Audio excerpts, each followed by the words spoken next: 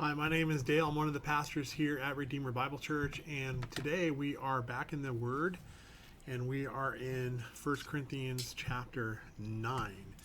1 Corinthians chapter 9. I wish I had a week to go through this passage with you. Paul is continuing his argument about laying down rights.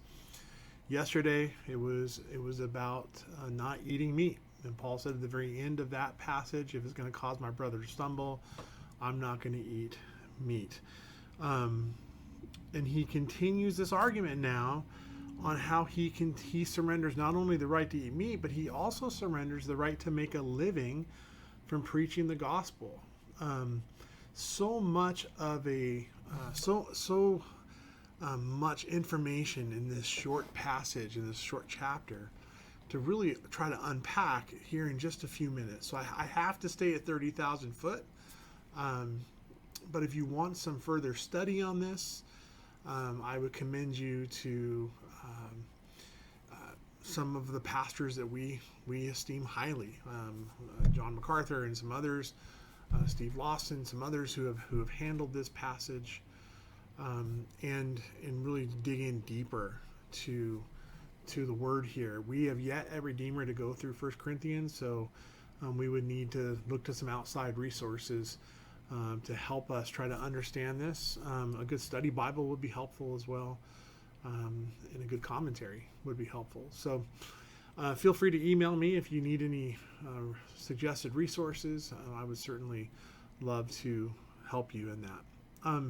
Again, so the topic of laying down one's right to have something. Now, again, yesterday, Paul said, listen, if we're going to cause our brother to stumble, lay down your right to eat meat that's been sacrificed to idols. Now, obviously, we can, that's not an issue today, but we can think about many things today that, like alcohol would be an example, where we have liberty to have a drink. That is clear. But if it's going to cause one of our brothers or sisters to stumble because they're coming out of a life of alcoholism, and they've yet to reach a point where they can handle that, then we should not drink. And I think the context there obviously is in front of them, or even boast about it in their presence. We should not cause our brother or sister to stumble. Now, Paul here is talking about, does he have a right to make a living from preaching the gospel? And if you did your reading, and I wish we could read the whole passage together, we can't. But if you did your reading today in chapter 9, Paul answers the question very, very simply. Yes, pastors, his context there, apostles, they should be supported by those whom they teach. They should join in the harvest of the spiritual work that they do, and they should gain and be able to eat from that. So, obviously, Scripture makes that clear. You don't muzzle an oxen. Paul even mentions that here. People who are working for the Lord can and do and should make a living from that. But Paul here I think, for multiple reasons, we can't get into Paul's head fully. We can only talk about what he shared with us. He gives up that right, and he calls it a right that he has through his relationship with Jesus Christ. He even talks about how he's an apostle. He deserves the things that he is actually going to deny himself as an act of sacrifice, and not to disqualify. It's interesting. He says disqualify, and I'm personally wondering, is that a disqualification with the people that he's working with? Those coming out of those temple sacrifices for the food of the idols, for instance, food being sacrificed to those idols. Does he have in mind here those people seeing the religious leaders in their day take advantage of poor people, get rich off of poor people?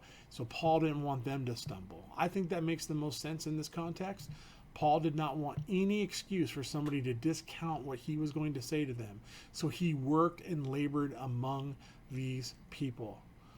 He made his own living. He made his own way. And he did it for the sake of the gospel. Now, that still happens today, and rightfully so. There are times and situations where we find ourselves where we don't want somebody to give us money or give us any kind of resource because we don't want them to stumble over that. The act of giving, for instance, is an act of worship for the believer. But as Paul's argued through this book, not everybody is at the same place. We need to consider where people are. And sometimes asking for something could cause somebody to stumble, question our motives, and discount the gospel. And Paul's chief focus, which should be our chief focus, is to preach the gospel. That is the most important thing. And there's also an act of faith there. There's an act of trust of saying, you know what, God is going to take care of me. He is my provider. I don't need anything from anybody because God is going to make sure that I get what I need. You can go to Matthew chapter 6 on that. Jesus promises that for the believer. Now, does God work through human instruments? Yes. In this context, Paul worked. He made his own living wage.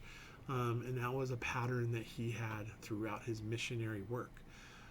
But Paul's making it very clear here that he did it as an act of sacrifice. He didn't want to cause anybody to stumble because he was taking a wage from any kind of offering coming to this new community called the local church. So again, Paul in chapter 9 continues the theme of chapter 8, that we need to consider others before we consider ourselves. We're representing Jesus, and Jesus ultimately is the one that gets all the praise and all the honor and all the glory, right? Some good Christianese there for you, but it's true. Our life lived well is a life that honors Christ and points people to Christ. And Paul here, even though he had a right, again, he had a right to something. Just like those believers in chapter 8 had a right to eat that meat, because there's no such thing as these idols. Those aren't real gods. That meat isn't tainted. But I have a right and a responsibility to deny it if my weaker brother is going to stumble. And I think that's what's happening here in chapter 9. Paul set it up in chapter 8. And remember, when Paul's writing this letter, he's not putting chapters on it. So letters are a consistent thought of the author. It's not... There's no verses that he's not writing, okay, chapter 9, verse 10. Paul didn't do any of that. That came later as people try to put the scriptures together to help it easy to find the address of certain things and help us memorize where things are. But these are real letters going out to the church, and Paul's train of thought here doesn't change just because the chapter changes. So Paul is saying, like he was saying yesterday again, consider others. Live your life to make much of Christ. Don't cause people to stumble. I really think that's what this passage is about. A myriad of other things too, by the way. So don't accuse me of being very single-focused and single-minded on this. There's just not enough time to unpack everything. But that's something I did want to unpack, is this thought for us as Christians. The practical application for this is when we're living our lives.